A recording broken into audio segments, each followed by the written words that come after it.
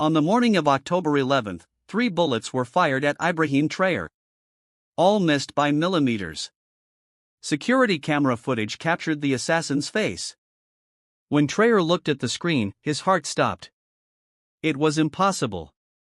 Staring back at him was the face of his stepbrother who had disappeared 15 years ago. But now this face belonged to a stranger, a professional killer programmed to eliminate him. The presidential palace in Ouagadougou was in complete lockdown.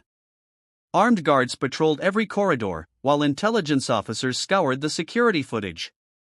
Ibrahim Traoré stood alone by the window, his silhouette sharp against the morning light. "Play it again," he ordered, his voice unnaturally calm. On screen, a shadow moved with predatory precision through the garden. The assassin took position, aimed, fired. Only Traoré's unexpected pause to check his phone had saved his life. "Freeze it there," Traoré said. The image stopped on a frame where the assassin's face was visible. Amara, Traoré whispered, a name he hadn't spoken in 15 years. General Ouagadougou approached cautiously. "Sir, with respect, your brother is dead. He disappeared during the school trip to France." The French authorities confirmed. Traoré cut him off. "They confirmed nothing. They showed us an empty grave." Everyone knew the story. When Traoré was 17 and Amara just 12, their school had organized an educational trip to Paris. Amara never returned. French authorities claimed he had wandered off, fallen into the Seine, and drowned. His body was never recovered. "Sir," said Colonel Kaber, head of intelligence, "this can't be coincidence. 3 assassination attempts in the past month, all using the same methodology. Western intelligence agencies have been increasingly hostile since your nationalization of the mines." Traoré turned from the window, his eyes cold with determination. "Find him, use every resource. I want to know who he is now, who controls him, and where he is." Rayo shifted uncomfortably. "And if we find him, sir?" Traoré's gaze was unflinching. "Bring him to me alive." As the officers left, Traoré reopened an encrypted folder on his tablet. Inside was the last photo of Amara smiling widely before his departure to France. "I will find you, little brother," he whispered. In Paris's 16th arrondissement, a man known professionally as Viper was preparing to disappear. The failed mission in Burkina Faso had compromised him. 15 years of perfect operations and now this failure. He methodically packed specialized equipment into hidden compartments of seemingly ordinary luggage. His movements were precise, emotionless. On the table lay a passport identifying him as Jules Renaud, French citizen. His phone vibrated. The screen displayed a single word: retreat. His handler, known only as Maris, was waiting in the secure garage. "The operation is terminated," Maris said. "Your cover may be compromised." Viper nodded, his face betraying nothing. "Target status alive." "You missed." Maris's tone was accusatory. Viper had never missed before. The mission parameters were flawed. Security protocols had changed. Maris studied him closely. Was there a recognition issue? Viper's expression remained impassive. "Number the target was as described." Maris handed him a new phone. "You're being reassigned." As Viper drove away from Paris, something unusual happened. For the first time in 15 years, Gilles Renaud, formerly Amara Traoré, experienced a fragment of memory. A tall teenage boy teaching him to ride a bicycle, laughing as he wobbled down a dusty road. The image was gone quickly, but it left him unsettled. In Ouagadougou, Colonel Kaber briefed his team. The assassin entered the country 3 days before the attempt. French passport named Jules Renaud. The passport is authentic, but the identity is constructed. He's appeared under 7 different identities in the past decade, always in regions where Western interests were threatened. Traoré studied the images carefully. "What have they done to you?" He thought aloud, he asked. "Where is he now?" Cabaret hesitated. "He left Burkina Faso yesterday." We believe he's headed to the DGSE facility in southern France. So he's French intelligence? Asked Traore. Kaber shook his head. Not exactly. Our sources suggest he's a private contractor, highly specialized. They call him Viper. The name hung in the air. Viper was linked to at least 12 high-profile killings across Africa and the Middle East, always targeting leaders who challenged Western interests. If he's going to the DGSE facility, said Traore, then we need someone inside. General Urego looked alarmed. Sir, we have no assets that deep in French intelligence. Traore's expression hardened. Then I'll go myself. The room erupted in protest. Impossible, shouted. You're the president. Traore silenced them with a raised hand. I'm not just a president. Before that, I was a soldier. And before that, I was his brother. No one else has a chance of reaching him. Whatever they've done to him, he's still Amara. Colonel Kaber spoke carefully. Sir, we don't know what conditioning techniques they've used. The boy you knew may no longer exist. Traore met his gaze. Then I'll find what remains. The plan was audacious. Traore would officially travel to Geneva for a UN conference, then disappear. A small team of elite special forces would covertly enter France, where they would rendezvous with their president. Together, they would infiltrate one of the most secure facilities in Europe, not to gather intelligence, but to extract a man who might not want to be saved. You realize, said Ouagadougou, that this could be exactly what they want to lure you out. Traore nodded. Of course, it could be a trap. But they've been trying to eliminate me for months. Why would they need to lure me anywhere? What he didn't say was that even if it was a trap, he would still go. The promise he had made to their mother on her deathbed weighed heavier than any presidential oath. Find him, she had whispered. Tell him it wasn't his fault. 3 days later, Ibrahim Traoré disappeared from his hotel in Geneva. The international media exploded with speculation. Had he been kidnapped? Was this a coup? The Burkina Faso government issued statements about the president taking unscheduled personal time.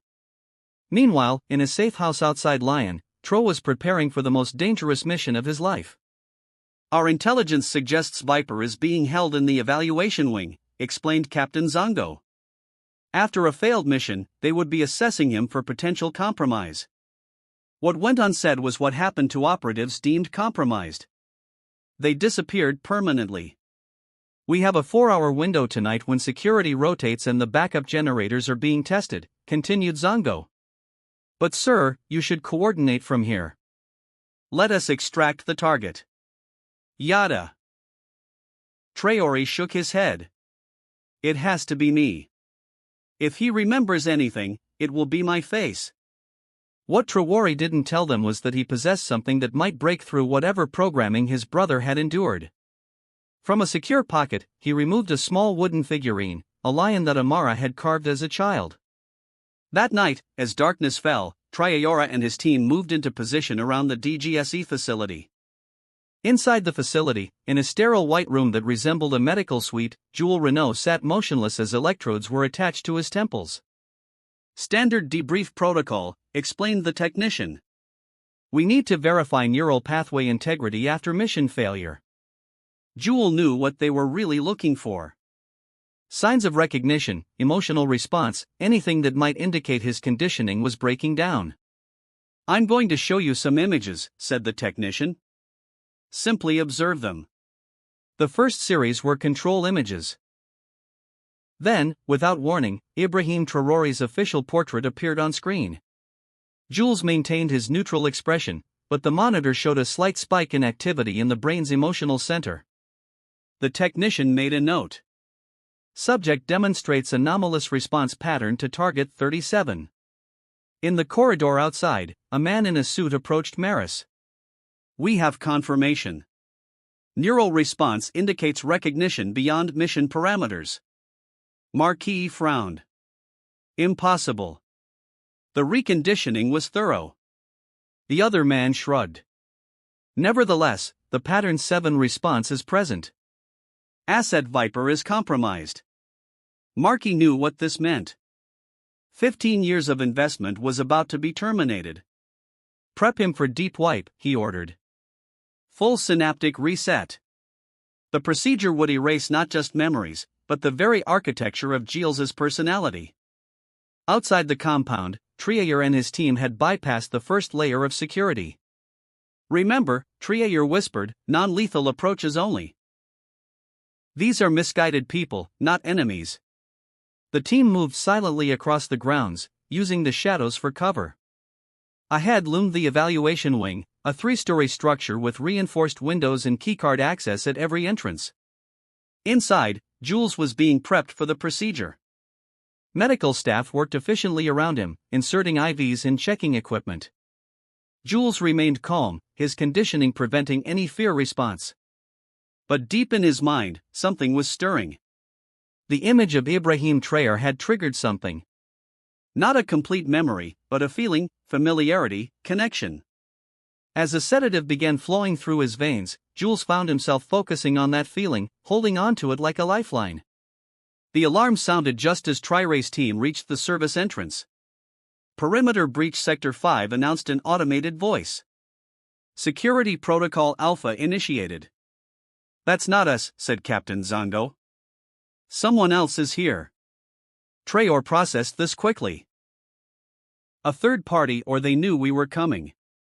New plan, said Traoré. The confusion gives us cover. We move now. Using a cloned security card, they gained access to the building. The hallways were in chaos with security personnel rushing toward the reported breach. Traoré and his team, dressed in maintenance uniforms, moved against the flow, heading deeper into the facility. They reached the stairwell undetected and began their ascent. In the evaluation room, the medical staff was receiving urgent instructions. Accelerate the procedure, ordered Markey over the intercom. We may need to evacuate. The lead technician looked concerned. Sir, a rushed process could cause catastrophic neural damage. Marcus' voice was cold. The asset is already compromised. Preservation of core skills is adequate. As the technician increased the dosage, Jules's consciousness began to fade. But in that twilight state, the fragments of memory grew stronger. A dusty courtyard in Ouagadougou. A teenage boy showing him how to solve a mathematics problem. A woman's voice singing a lullaby in Maure, their native language. These weren't just images now, but emotions, warmth, security, belonging. As the drugs pulled him deeper into darkness, Jules found himself mentally reaching for these fragments. A name floated through his mind. Ibrahim, not a target designation, but a brother. Traoré and his team reached the second floor. Moving quickly through the corridors, a digital directory confirmed their location. Evaluation Suites 1 to 5. A technician emerged from a door labeled Suite 3. Looking harried, Traoré approached him directly. Evaluation Suite 3. Is that where they're keeping Viper? The technician, assuming Traoré was part of the security response team, nodded quickly. Yes, but they're accelerating the wipe procedure because of the breach. Traoré's blood ran cold. Wipe procedure. The technician called over his shoulder. Full synaptic reset. He'll be gone in minutes. Traoré didn't hesitate. That one, he said to his team, pointing at Suite 3. Captain Zongo attached a small device to the electronic lock. Seconds later, the door clicked open. Inside, they found a scene from a nightmare. Jules was strapped to a reclined medical chair, surrounded by advanced equipment. Tubes ran from his arms to machines, and a crown-like device was being lowered toward his head. Two technicians looked up in shock. Zongo moved with lightning speed, disabling both with non-lethal shots. Traoré rushed to his brother's side. Jules's eyes were half closed, his consciousness fading. Stop the procedure, Traoré ordered one of his men with medical training. As they worked to safely remove the equipment, Traoré leaned close to his brother's face. Amara, he said softly. Amara, it's Ibrahim. I've come to take you home. There was no response, no recognition in those drugged eyes. Desperate, Traore placed the wooden lion figurine in his brother's hand. Remember this? You carved it for Mother's birthday. You said a lion would protect her while you were away. For a moment, nothing happened. Then Jules's fingers slowly closed around the figurine. His eyes, though unfocused, seemed to be struggling to see clearly. That's it, urged Traore. Come back to us, little brother. Zongo approached urgently. Sir, we have 2 minutes maximum before reinforcements arrive. Together, they lifted Jules from the chair. He was conscious, but barely able to stand, leaning heavily on them as they moved toward the door. The alarm was blaring continuously now and the facility had gone into complete lockdown. Using the confusion created by the still unidentified third breach, Traore's team navigated the corridors, avoiding direct confrontation where possible. When they reached a sealed exit, Zongo deployed a device that caused a momentary power fluctuation, resetting the electronic locks. They burst into the cool night air. Ahead of them, beyond the perimeter fence, their extraction vehicle was waiting. Move, ordered Zongo, supporting Jules on one side while Traore took the other. They were halfway across the open ground when floodlights suddenly illuminated the area. Stop or we'll shoot, commanded a voice over loudspeakers. They froze, exposed in the open with nowhere to hide. Behind them, a door opened and Marquis stepped out, flanked by armed security personnel. President Traoré, he called. This is quite the diplomatic incident you're creating. Traoré turned to face him, still supporting his semi-conscious brother. There's nothing diplomatic about kidnapping a child and turning him into an assassin, he replied. Maris smiled coldly. Kidnapping? We have extensive documentation showing Jules Renault is a French citizen who voluntarily joined our program.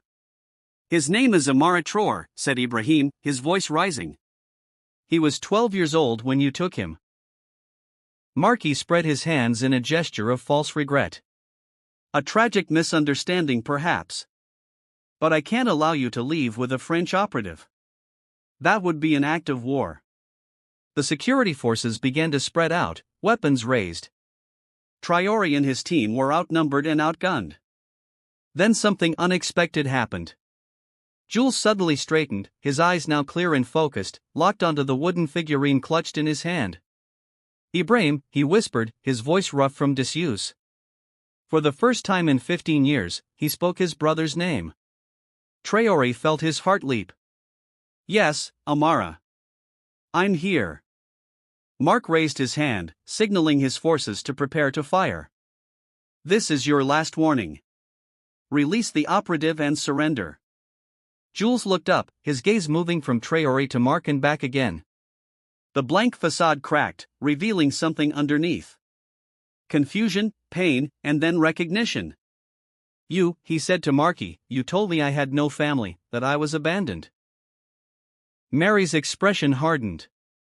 Asset Viper is experiencing cognitive distortion due to incomplete memory suppression. Take them down.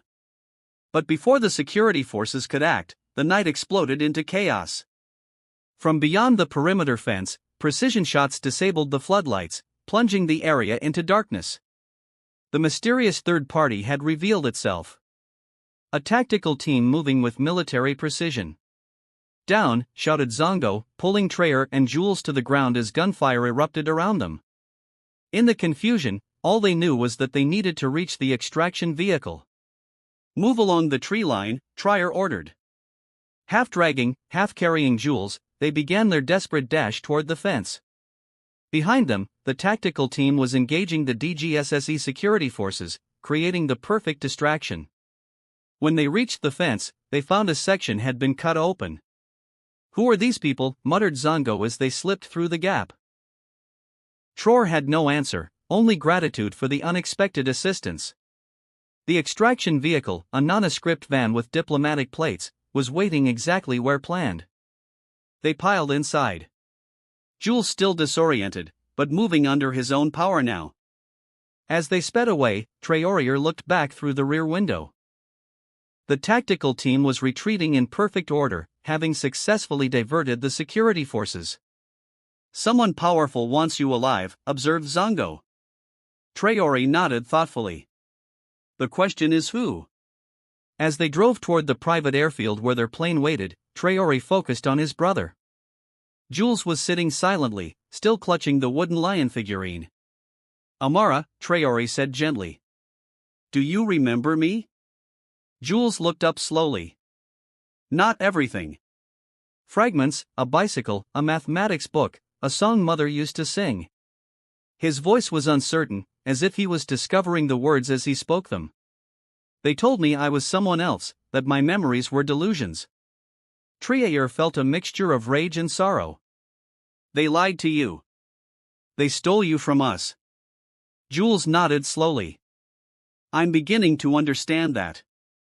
He looked down at the figurine. I remember carving this. The wood came from the old baobab tree behind our house.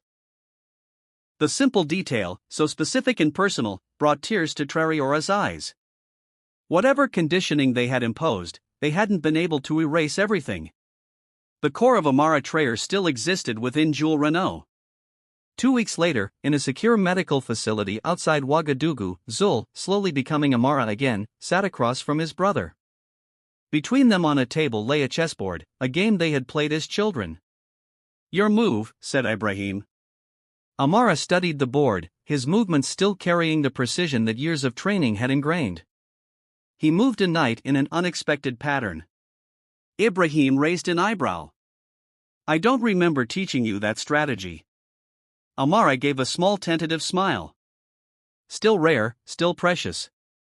Perhaps I can teach you some things now, brother. Ibrahim returned the smile. The doctors had been clear. Amara would never fully recover all his memories. The conditioning had been too thorough, the damage too deep. But every day brought new progress, new connections rebuilt. As the sun set over Burkina Faso, casting long shadows across the mountains, Ibrahim contemplated the road ahead. His country faced economic challenges and political pressures. Western powers were increasingly hostile to his resource nationalism policies. And now, with his brother's return, he had inadvertently declared war on one of Europe's most powerful intelligence agencies. But looking at Amara across the chessboard, he felt no regret. Some bonds transcended politics, transcended nations. The bond between brothers was one of them. Ibrahim said, Amara suddenly looking up from the game. I remember something else. The day before I left for France, you told me something. You said that no matter where I went, I would always be a son of Burkina Faso. That nothing could change that. Ibrahim felt his throat tighten with emotion. Yes, I said that. Amara nodded slowly. You were right. They took my memories, my name, even my language. But they couldn't take that. He placed his hand over his heart.